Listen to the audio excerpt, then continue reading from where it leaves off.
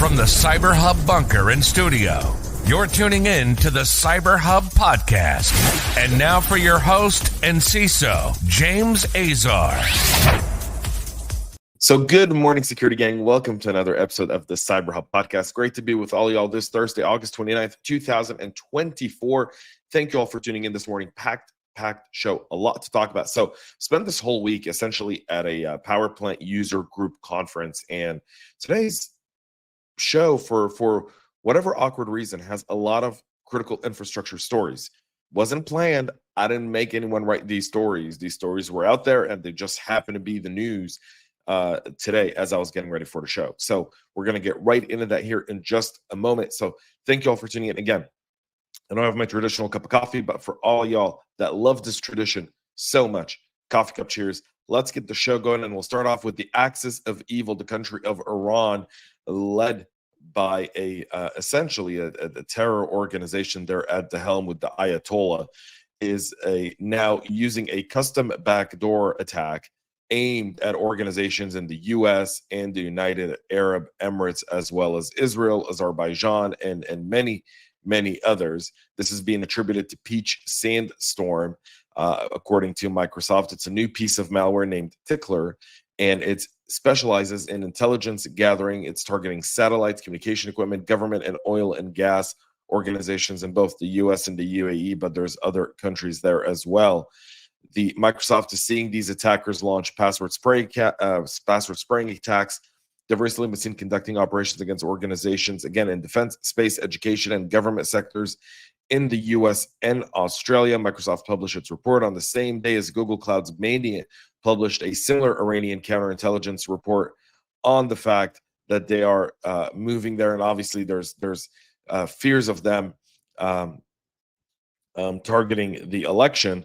And this is kind of where it gets a little bit interesting. So from a nation state perspective, the Iranian threat actors are essentially going after what they consider to be strategic targets for them. And then for a few things. One, outside of, are kind of, kind of confused, I will say, foreign policy in regards to Iran. Iran on Fridays in their mosques chant death to America, death to the big Satan. Then they chant death to Israel, of course, right? So, and our federal government seems to want to somehow try and negotiate with people who wish you death. And in case you've missed the 5,000-year human history on this planet, when someone wants to kill you, there's no negotiation, there's no talking them out of it. Yeah, that's a little hard to do unless you kind of cut off the head of the snake. For this, for their end now, there's the FBI, the DHS, and CISA are all seeing them continue to target education, finance, and healthcare and defense sectors, but they're doing it now by essentially using the decentralized aspect of ransomware gangs in order to obfuscate some of their activity, one, and in order to also increase its potency going forward. Now, Iran has its own reason for wanting to steal this stuff. They obviously are supplying drones to the Russians in the Russia-Ukraine war. They obviously are supplying a whole lot of weapons that they're developing from stolen IP to a lot of the proxies that they have in Iraq, in Yemen, and kind of in Syria and Lebanon, obviously Hamas. So they're really kind of working this in kind of multiple different fronts at the moment. And again, this isn't necessarily just the Iranian government. This is the Iranian Revolutionary Guard, which is actually not tied to the government at all. It's tied to the Ayatollah. So there's that there. So the information in the advisory compiled from numerous entities impacted by the activity, according to both the FBI and CISA.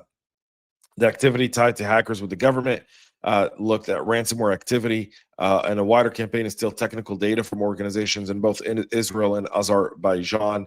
The advisory also builds on years of report looking at Iranian hackers were either using ransomware themselves or partnering with operators for espionage and intelligence theft operations, letting them actually take the cash or whatever comes out of the ransomware attack while they get all the data, and then they can sell that data.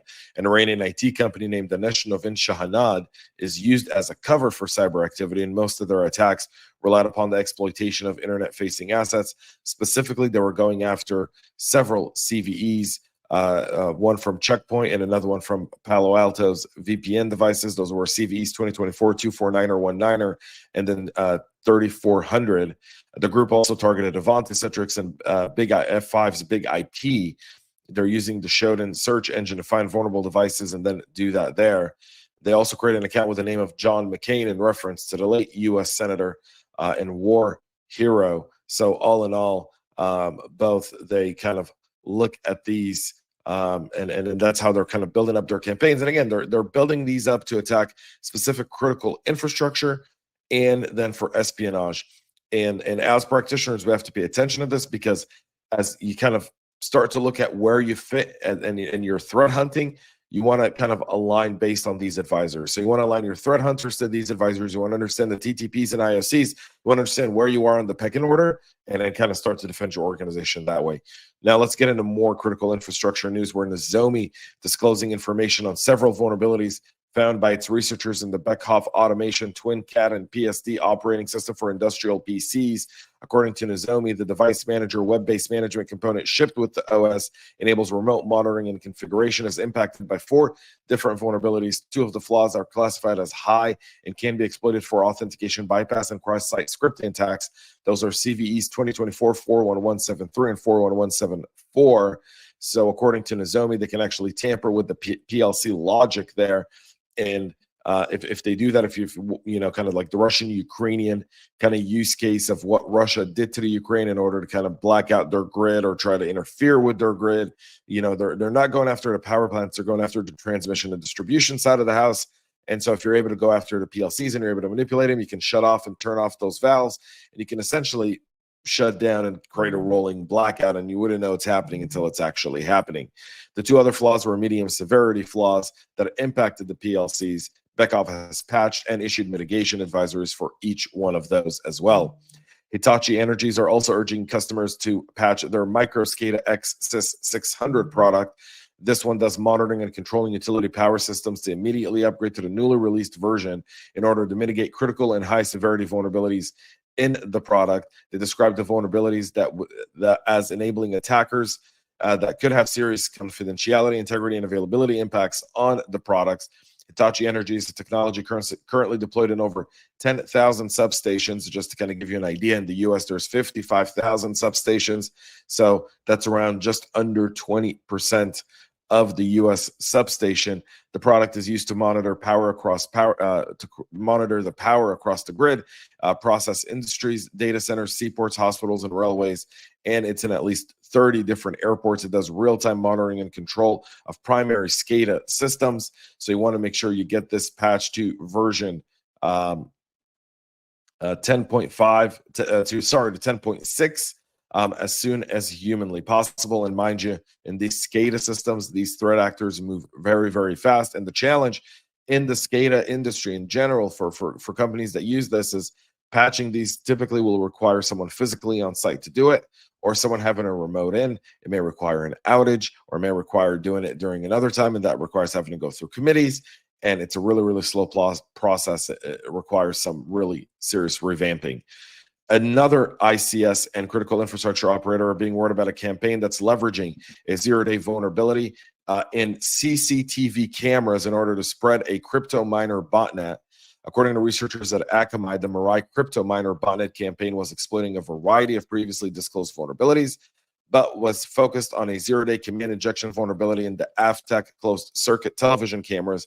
That's CVE 2024-7029er. The camera models have been discontinued, but they're still in wide use across the critical infrastructure.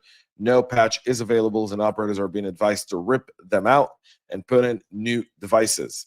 Essentially, they are able to use those CCTVs in order to crypto mine. That's not a good day for anyone there. Make sure to check out our Substack, jamesazar.substack.com, where I'm doing a lot around the arrest of Pavel Durov, the CEO and founder of Telegram, now finally released on a €5 million bond in France, although they still plan to pursue charges. So the French are desperate there. We'll get into more of that there on our Substack, so go check that out. threat actors are using the infamous Black Bite ransomware strain, and they've got this kind of have joined a rapidly growing numbers of criminals that are targeting it now in order to bypass a vulnerability in the VMware ESXi, compromising core infrastructure and enterprise network. CVE 2024-37085 could allow an attacker with sufficient access on Active Directory to gain full access to an ESXi host if that host uses AD for user management. So I want to preface, the headline makes it sound very, very scary. There's specific things you have to ask yourself when you're looking at this vulnerability. One, is my ESXi's tied to Active Directory? Yes.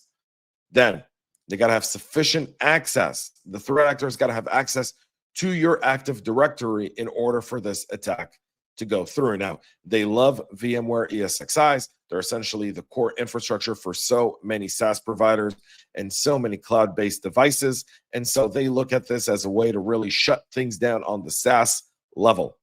Microsoft and others have identified different ransomware outfits like Black Ballista and Manti Tempest and Scattered Spider as using this type of ransomware against VMware. The adversaries use their AD privileges they create or rename a group called ESX admins, and then use the group to access the hypervisor as a fully privileged user. Once they're in there, they have several different changes to stay ahead of defenders. They use Black Byte NT and kind of an encryptor written in C++, dropping as many as 4 vulnerable drivers compared to 3. They're obfuscating their activity. They're looking at a kind of bring your own vulnerable driver type of deal. So again, significant. They're constantly evolving their tactics, targeting your VMware and then your ESXi's and hypervisors. And so you do want to get more visibility in there as much as humanly possible. And if you've got any good ideas, please send those over. I'd love to learn from all of y'all as well. A malfunction at the Dutch Defense Ministry data center is causing mass disruptions in the Netherlands. This incident happened on Tuesday evening. They've left some civilian flights grounded due to impact on air traffic control. It's also affected emergency services as well as civil servants. They're also unable to get access to the network. They're also unable to issue any sort of cybersecurity warnings at the time. Now, they're not saying it's a cyber attack as of yet. They're saying there's just a disruption and a problem with the IT network at Defense.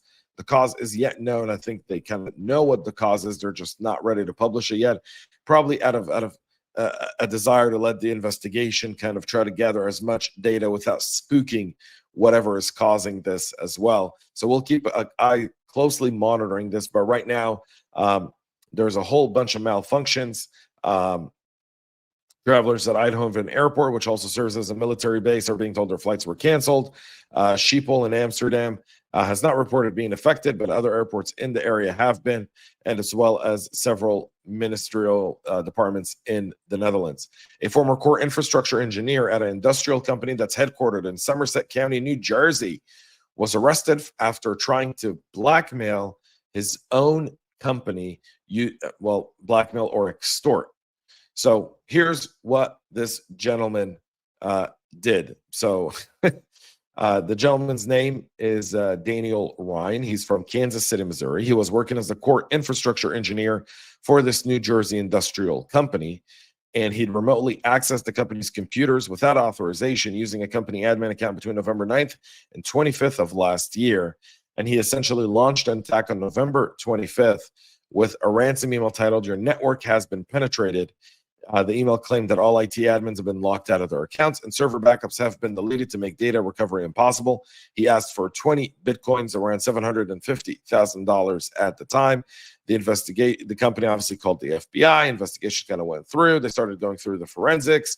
So he started shutting down 2 local admin accounts. That impacted 254 servers.